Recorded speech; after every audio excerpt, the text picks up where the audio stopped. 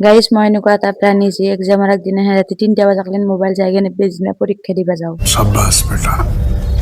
बहुत बढ़िया তাৰপিছত চকত অহাৰ লগে লগে গাড়ী এখন পাই কলেজৰ ফালে ৰাওনা হলো আহি দেখা পালো যে বহুত দিনৰ মূৰত চিকেন পকৰাৰ দোকানখন ওলছে খাৱা ষ্টাৰ্ট কৰি দিছো A few moments later.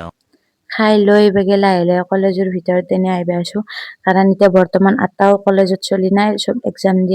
দি আছে মোৰো অলপ ডিপাৰ্টমেণ্টত কাম আছিল কমাৰ্চ ডিপাৰ্টমেণ্টত এছাইনমেণ্ট জমা দিব লগা আছিল তাৰপিছত গাৰ্লছ কমন ৰুমত যাই চুলি কেইডাল বান্ধি লৈছো নহ'লে জখনি হেন লগা হৈছিল তাৰপিছতে অলপমান বাহিৰত বহি কিনে চলি গেলা এক্সাম লেখা চাই আছো বাহিৰৰ পৰাই খিৰিকী দি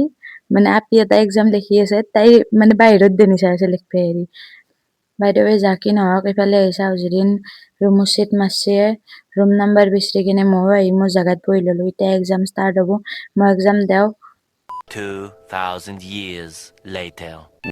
ভালে বেয়া কিবাকে এক্সামটো দি আহিলো তাৰপিছত আহি গাৰ্লছ কমন ৰুমত মুখখন ধুলো লাইনাৰ লৈছিলো লেটু পেটু হৈ গৈছে আৰু এক্সাম কিবাকে যোগাৰ কৰি কিনে লিখছো कितने तेजस्वी लोग हैं हमारे पास